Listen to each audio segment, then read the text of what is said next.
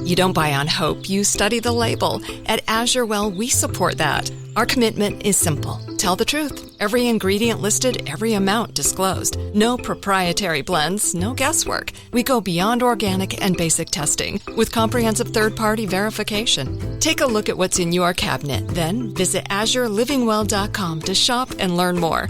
That's AZURE livingwell.com. These products have not been evaluated by the FDA and are not intended to diagnose, treat, cure, or prevent any disease.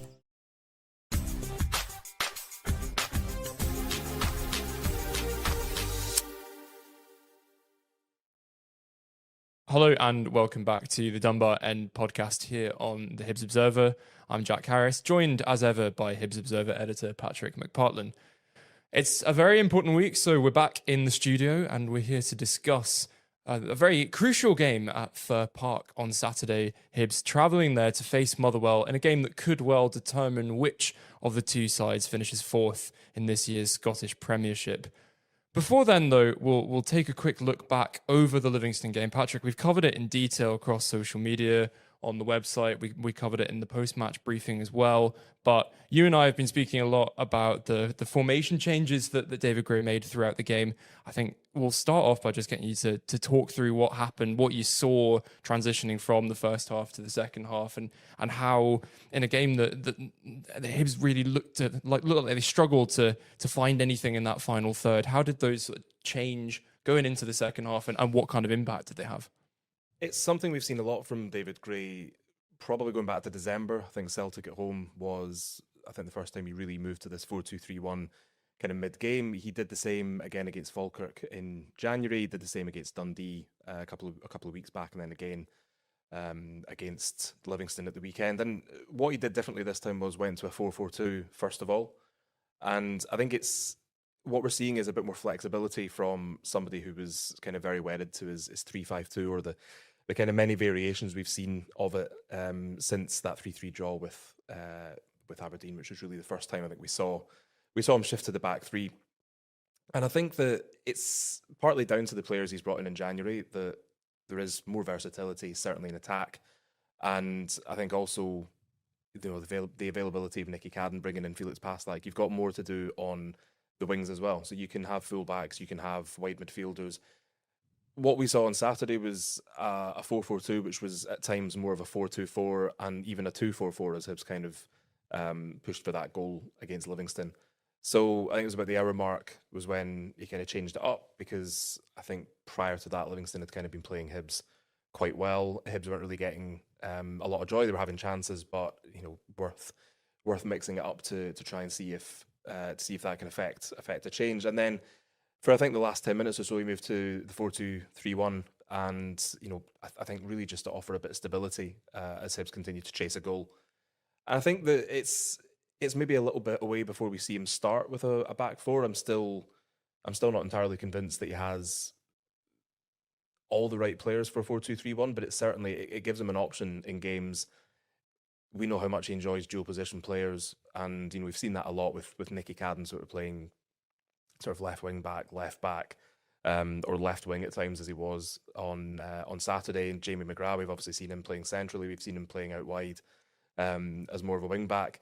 And I think it's something that other teams in the league are becoming wise to how Hibs play. It's very easy to, I suppose, shut them out. Livingston actually played that to perfection with kind of sticking every man behind the ball and just sitting really deep and just sort of soaking up the pressure. And I think we saw that with, I think it was something like 74% possession for Hibs, 22 shots on goal, I think more than 700 passes completed, and still couldn't find a way past. So I think having players who are capable of playing in other formations successfully is probably going to give Hibs more chance of breaking down these teams who are sort of making life difficult for them. Obviously didn't work on Saturday against Livingston. That's probably a credit to Marvin Bartley and the way that he set his team up, and they're kind of resolute defending. They're obviously fighting for the lives at the wrong end of the table, which may also have played a part. And you can also look to the new manager bounce as well, with I think that's four draws in the bounce for Livingston. So that plays a part too. But I think we maybe are seeing a bit more of Gray being, I suppose, kind of minded to change things up a little bit more than he might previously. I don't know whether that's just him growing as a manager or whether it's feeling he has the players for it. But previously it was a bit of a criticism of his that he didn't really change things up when he maybe could. And I think what we've seen since he started changing it up on a more frequent basis is he's not afraid to change things up when it's not working and Hibs are losing. He's not afraid to change it up when it has actually been broadly successful but isn't producing the results that he wants. So I know I'm not 100% sure we'll see him line up in a 4-2-3-1 at Fir Park on Saturday, but I think, if things aren't going to plan, then we may very well see him change back to it at some point. Yeah, a lot to go through there. I mean, you mentioned those three games. The game obviously on Saturday. You had the game against Dundee at Dens Park, and then the game at Falkirk. Obviously, we're both talking about the one from the Falkirk Stadium. I forget when it was. It feels burned in the back of my mind, but simultaneously sort of light years away. Let's have a look at the game against Livingston first, because we've got a graph here, and roundabout where you mentioned, so you've got the sort of 60th minute substitution just sort of going into the second half. You can see that if you avoid the sort of frightening numbers towards the top that Craig Nisbet covered in great detail in his piece, that Hibs 99 out of 100 times get some sort of result out of that game, and it's only the 1% that Livingston take all 3 points from Easter Road. Ignore that though, and you'll see the sort of general trend was that Hibs were growing in threat throughout the game, and round about the time when those two substitutions or those two formation changes with the substitutions were made, there's a noticeable jump towards sort of finding that opening goal, finding something to take those 3 points away in a way that Livingston just didn't really have throughout the game. Obviously, the game against Falkirk's an interesting case. I thought I was sat watching the game from the stands, and I thought when the first change is made in the second half, obviously Hibs pull a goal back through Rocky Bashiri, but from then on, it's just a case of getting those fundamentals right, and I think that's what Hibs failed to do on the afternoon. And the formation change, to a large extent, worked in dragging Hibs back into that game, but it's two or three, I think it was three pretty easy goals. No, it was two pretty easy goals at that point that Hibs give up and ultimately walk away with nothing. It's a similar case with Dundee, obviously going from 2-1 down, finding those goals. I think Kai Andrews comes on. He's involved in both the goals for Ante Shuto and Jamie McGrath. And then obviously a little lapse towards the end, a couple of defensive mistakes, and Cameron Congreve gets that great goal. So these formation changes they're working well, and I think it'll be interesting to see how David Gray plays with those, like you say, over the coming 8 games and then going into next season as well. You mentioned not having quite the right players to really sort of fully lock in that 4-2-3-1. I wondered, it's not too far away from the transfer window to start talking about sort of what might be on David Gray's shopping list. What sort of positions do you think would need to be prioritised if that 4-2-3-1 is something that David Gray wants to tweak and use more going into next season? I think it depends on how he wants to really play it, because you can play a 4-2-3-1 with kind of traditional wingers, as we've seen Hibs do under previous managers. But then you've also seen a 4-2-3-1 where it's maybe a bit unconventional. You've maybe got an attacking midfielder who's playing a sort of a wider position, but kind of coming centrally as well. So not quite an inverted winger, but just I suppose kind of, I don't know, halfway between a winger and a kind of a number 10. And I think if you look to Hibs in the first half of the season, you really only had Nicky Cadden and Ellie Yuan, predominantly both sort of left-sided, who were capable of kind of playing those wide roles. This was before Passlack comes in. I think there would have been questions about Martin Boyle's suitability for playing out wide when he's kind of all but been converted to an out-and-out striker.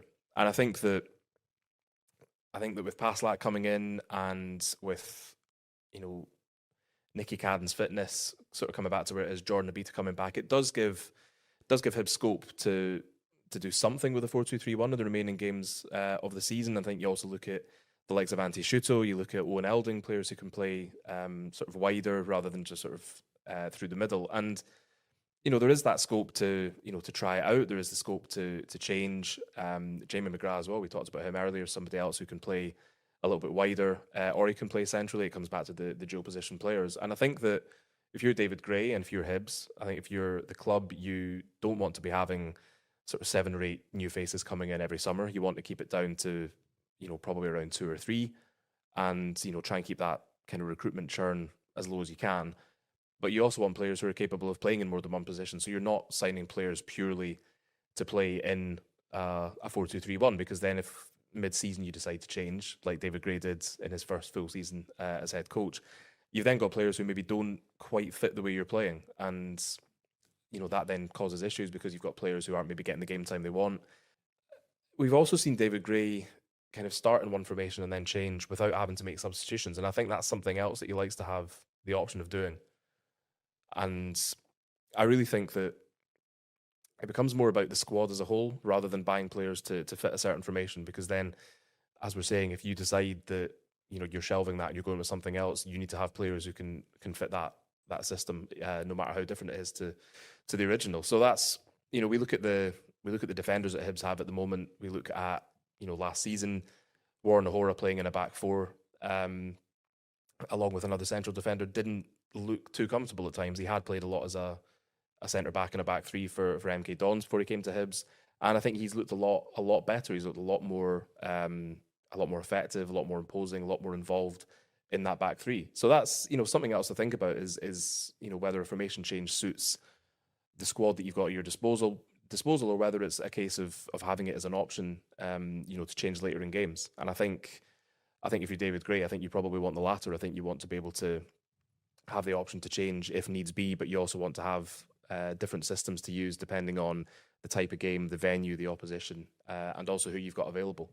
So I wouldn't be if I was Hibs, I wouldn't be rushing out trying to buy players for 4-2-3-1. I'd be looking at which players are going to come in who can perform more than one role in more than one system, and do it successfully, and go from there.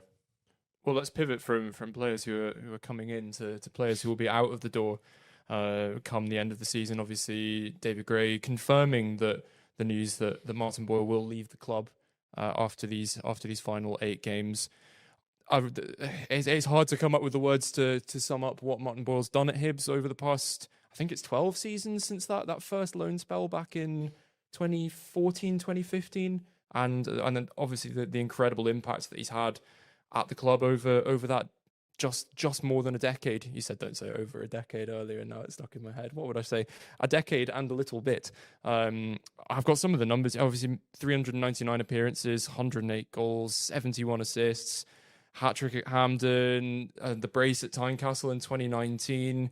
I think I've worked out he's got 24 derbies, 9 of which were wins, 4 goals from those 24, 4 goals against Celtic, 8 goals against Rangers. I mean, the numbers are just phenomenal, but a lot of what we've been speaking about in the office so far today and what we'll be writing about over the next few days is how that impact transcends the pitch and goes beyond the confines of the pitch, and the influence that he's had since taking over as one of the club captains, so being one of these sort of bubbly, effervescent, kind of approachable people that the younger players and everybody in the Hibs dressing room can go towards. So it's difficult to sum up the impact that he's had at Hibs.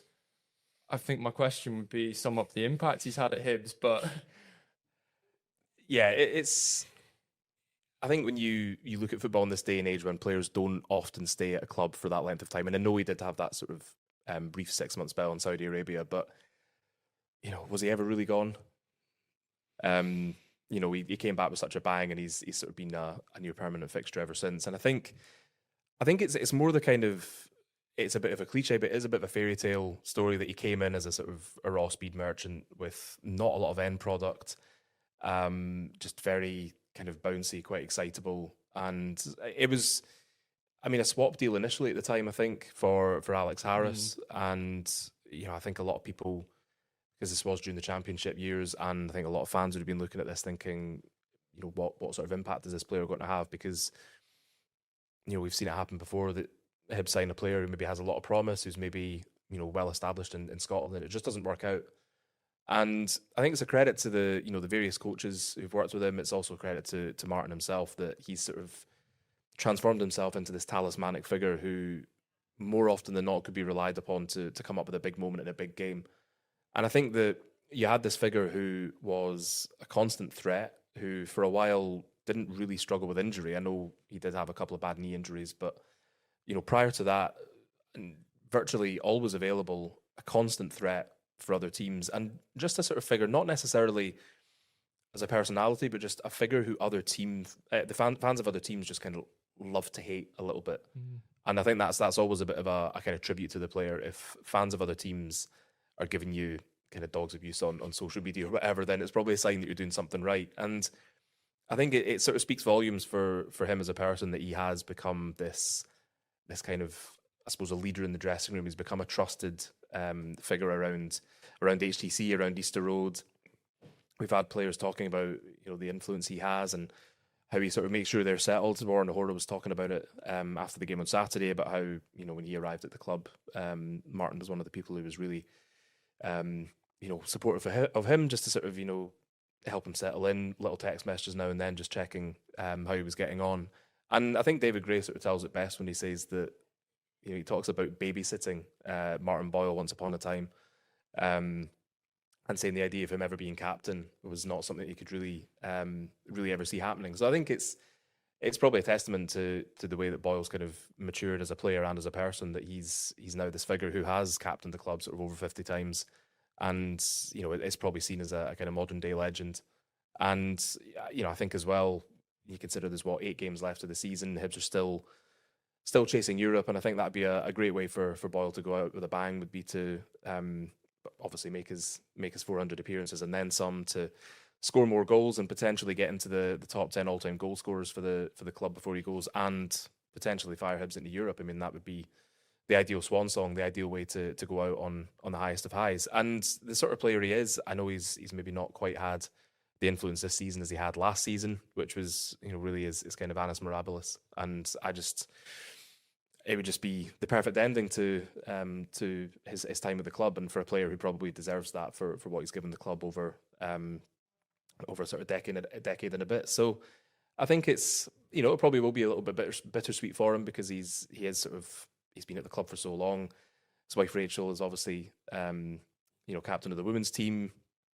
His 2 daughters have grown up sort of watching him play for Hibs, and it's it is a big step, and it was the same when Paul Hanlon and Lewis Stevenson moved on, and it does feel like a significant departure. Not just in terms of losing a player from the playing squad, but just everything around it. And also the fact that it's the last playing member of the 2016 Cup winning squad leaving. I know you've still got David Gray at the club as well, but that sort of feels a bit like drawing a line under it as well. And it's nice perhaps as that's happening in the 10th anniversary year. But I think he'll be a big miss on and off the pitch, and I think it'll be interesting to see what he does next and where he goes next. And obviously with the World Cup in the summer, and I think he'll probably still fancy himself having another 2 or 3 seasons left in him. I think it would be be difficult to see him playing somewhere else in Scotland, but if he goes elsewhere, then I'm sure there'd be plenty of Hibs fans sort of keeping an eye on what he was doing and how well he's doing. Yeah, you rightly mentioned the importance of Hibs in his family as well. I think there was a comment, maybe it was last week, 2 weeks ago, around about when the news was out, that he said, that Hibs has been my life for a long time, and I wouldn't want it to be any other way. And the importance of that being a sort of really good Hibernian household, obviously Martin and Rachel and the kids as well. Yeah, that last season, I mean, the annus mirabilis, yeah, but it just sort of seemed like any time he got the ball, he was going to score. I mean, it was just so deadly last season. Obviously playing a slightly different role this year. I think if you look at the substitute appearances he's making so far, I think maybe we'll be able to pull this up on the graph. But we were looking at the times he's come off the bench, and just seeing how effective he's been. And if you give Martin Boyle a sort of 20-minute cameo, he will produce something with it. He is still a player who is more than capable of producing in those big moments. And I don't think it was ever going to be quite the same as it was last season. I think it was something real. It was definitely above 30 goal contributions. 20 goals, 11 assists. 20 goals, 11 assists. That's why you're the boss. It was never going to be quite like that this season, but still a very, very important player in this squad, and will no doubt have a say in the games to come. Ask you a tough question. Do you have a favourite Martin Boyle moment in a Hibs shirt? Depends if they're ones that can be repeated publicly, because there's definitely a few. I think probably for the overall the overall kind of context, I think when he came back from Saudi Arabia and Hibs kind of teased that he would be kind of reintroduced to the crowd before the Edinburgh Derby, the first Edinburgh Derby of the season. And then he's on the bench, he comes off the bench, he scores an equaliser in injury time. And then one of the best sort of post-match press conferences I've heard, in which he was talking about having macaroni cheese on the Saturday night and being told that he was in the squad and sort of having to go to Asda for I think it was to get a milkshake or something like that to kind of put himself in the sort of like the right frame of mind. This was after he hadn't had a pre-season as well, and I think he went down with an injury at some point, and there was a sort of bit of concern. But it felt like peak Boyle. It just felt like if you were going to script his return to Hibs, it would be something like that. It would be an unexpected return, coming back wearing the number 77 shirt because someone else has taken your favourite number 10. And yeah, coming off the bench against the club's biggest rivals after, nothing of a pre-season, macaroni and cheese the night before, scoring a goal that just, sends three sides of the stadium into delirium. And then just kind of so matter of fact afterwards, just, very much a kind of, well, it's what I do, isn't it? And that was what he did, and it's what he does do. So that probably sticks out the most. I think there was also, during the championship years, possibly might have been after that, but there was a long-range goal that he scored against Livingston, which was the winner in a game at Easter Road, 2-1. Forget exactly when. Was quite a long time ago, but I think he's never really scored a goal like it since. He's had a couple of chances. He certainly attempted it again, but he's never scored a goal like that since. And just the look of sheer confusion on his face after he scored, because he didn't know what to do, didn't know how to celebrate, because it was just such an unlikely goal. Would probably be a close second. But I think it's also one of those situations where you say perhaps his best moment in a Hibs shirt is yet to come. There's 8 games left. You never know. And I think with Martin Boyle especially, you can never tell. Try to remember when he scored that. But was it Elgin City at the bicycle kick against? Queen's Park, I think. Queen's Park. Don't quote me on that. I think it was the first bicycle kick I'd ever seen. I'd have to say that was up there, but no, absolutely, like you say, just a fantastic character and the type of player and person who's always got an entertaining moment up his sleeve, and so makes the games just that little bit more exciting to watch and a little bit more enjoyable from the stands. I know how much the supporters love him, and it's testament to the character he is and the servant of the club that he is. Just serving the club with, what did I say in that? Sort of quiet authority, but always with a sort of cheeky smile on his face and a trick up his sleeve. It'll be a real loss when he moves on at the end of the season.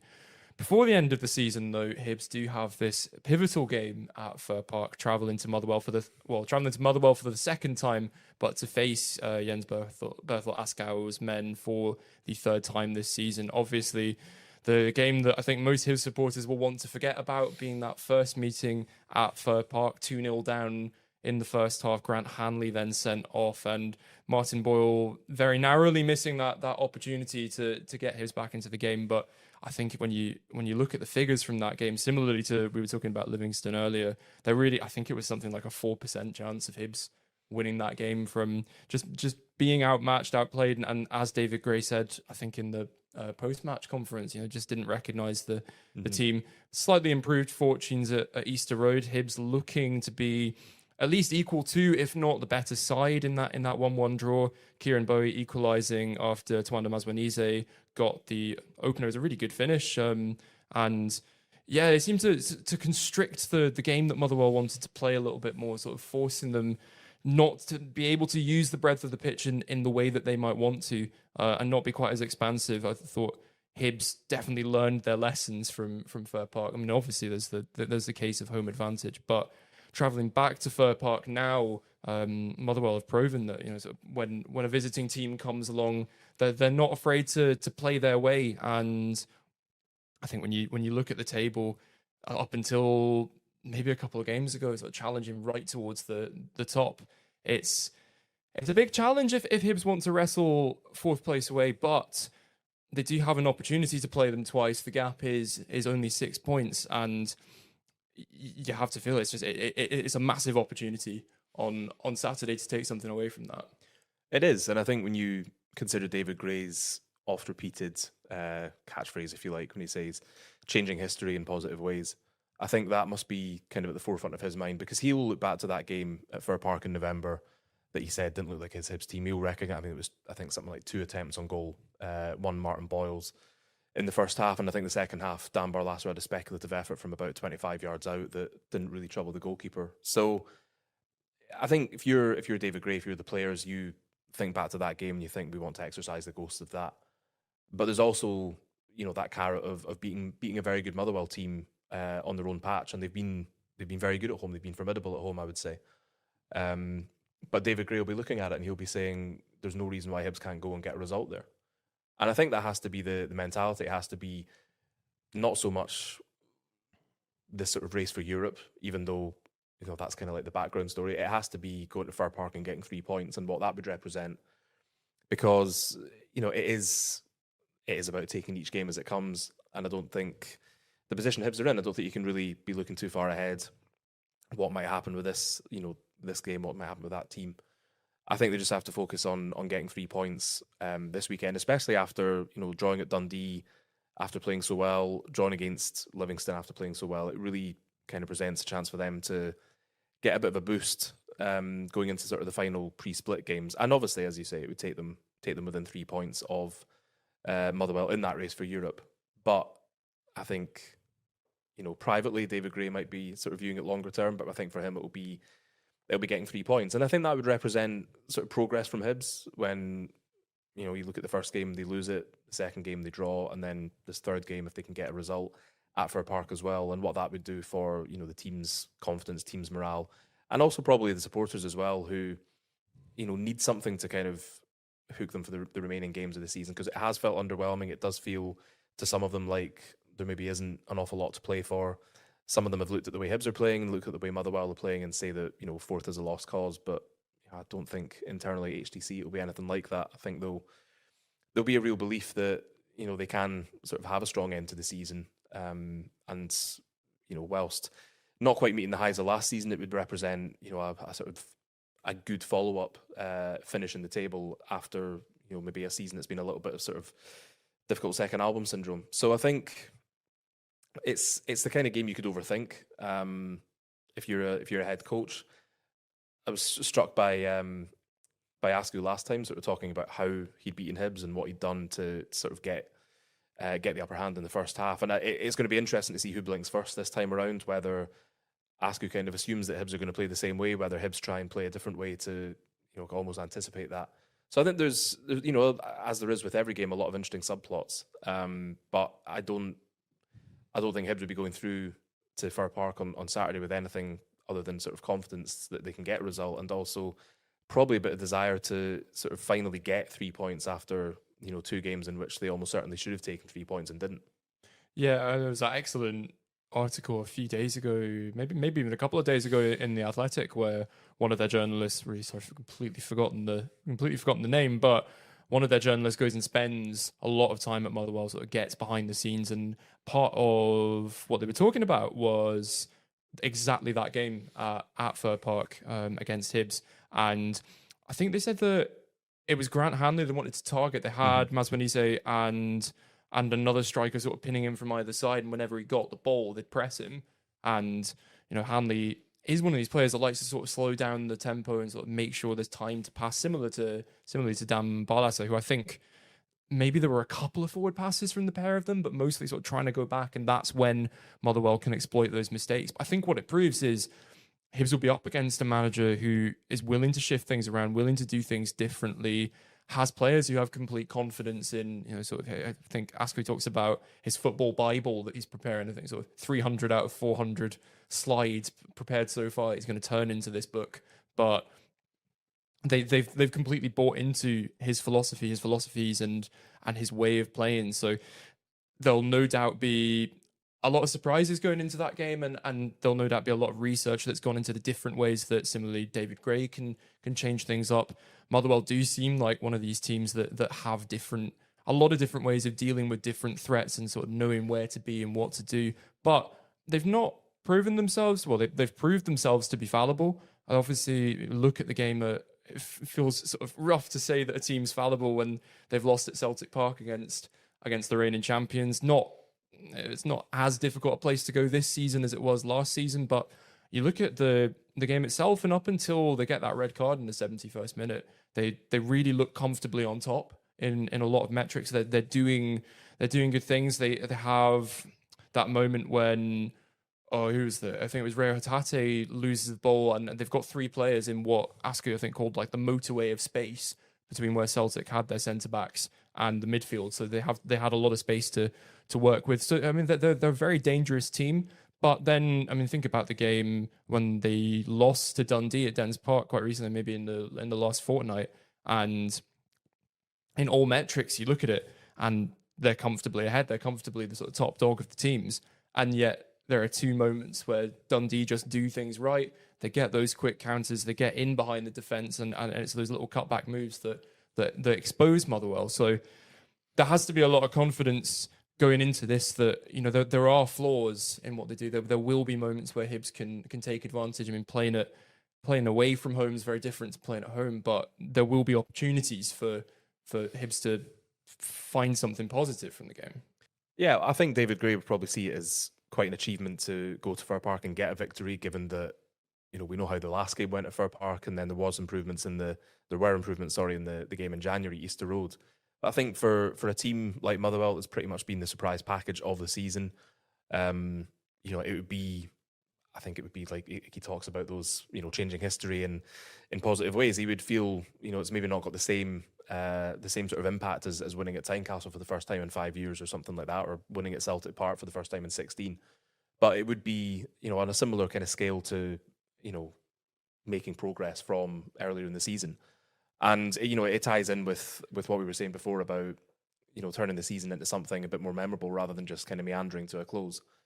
And, you know, as you rightly say, Motherwell have, you know, teams have shown that Motherwell are beatable. They're not this sort of impervious force. They do have their faults they can be got at, and it's the job of the coaching staff at HTC to identify where they can hurt them. And, you know, I think you consider the January signings Hibs have made, that they have, you know, more flexibility in attack, more variation. They've sort of beefed up the defence as well, and it's probably going to be a very different starting team that we see at Fir Park. And I think, you know, that could be, you know, that could give Hibs a bit of, I don't know, certainly a bit of confidence going into it, that, you know, they're not going to be the same side, that they can go one better than they did in January, Easter Road. And, you know, I suppose sort of make a statement against a team that, you know, people were talking about as title contenders not that long ago. A team that, you know, by far and away, very fun to watch, probably the most exciting team to watch in the league this season. And what that would represent in, you know, the race for Europe, but also just as a standalone result for David Gray to go somewhere and to get a result, a positive result for Hibs. It would tick a lot of boxes, and, you know, would show that, you know, he is someone who can be, you know, he can learn from sort of previous encounters. And, you know, I think it would be, I think going into the sort of final games of the pre-split fixtures, and then going into the split as well, it'd be a shot in the arm for, you know, for those sort of European prospects, and hoping to finish as high up the table as possible. Yeah, it'll be very interesting. I mean, the big thing for me will be the battle in the midfield. And you look at how many creative players Motherwell have got, and when they're given time to work around, to sort of stamp their own authorities, I'm thinking the likes of Callum Slattery, Elliot Watt, Elijah Just. When they have that time and that space to work with, they can usually find a way to get at least a good chance, maybe even a goal through it. So it will be interesting to see who David Gray picks for the task of sort of limiting those players' time on the ball. It'll be interesting to see who Askew picks as well, actually. Yeah, because I think he sprung a surprise the last time he played at Fir Park. I think there was 4 or 5 changes from the previous game, which I think caused a lot of concern amongst the Motherwell fans until about sort of 22 minutes into the game, when they realised that Hibs were not going to pose much of a threat. But it is interesting to go back to what we were saying before about, you know, which manager is going to blink first. That, you know, I think there will be a lot of kind of second guessing at play, and, you know, trying to maybe get an upper hand or an advantage before the game even starts. So it's like we talk about the subplots. There is an awful lot going on here. There's an awful lot from Hibs' side, but there's equally as much from Motherwell's side as well. Yeah, a lot of subplots, and obviously the Martin Boyle, will he make his 400th appearance? Probably. We'll almost certainly see him in some shape or form. And then in this battle for fourth, the battle of the managers, the battle of the midfielders, lots of battles to look forward to at Fir Park on Saturday. We'll be bringing you right along with us.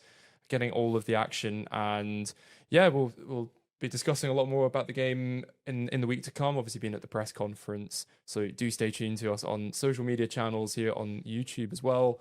And yeah, we'll see you after the game at Fir Park right here on the Hibs Observer podcast on YouTube. So do subscribe. I think there's a little bell icon you can tap to get notified, and we will see you after what should be a very exciting game in Motherwell. Take care and see you then.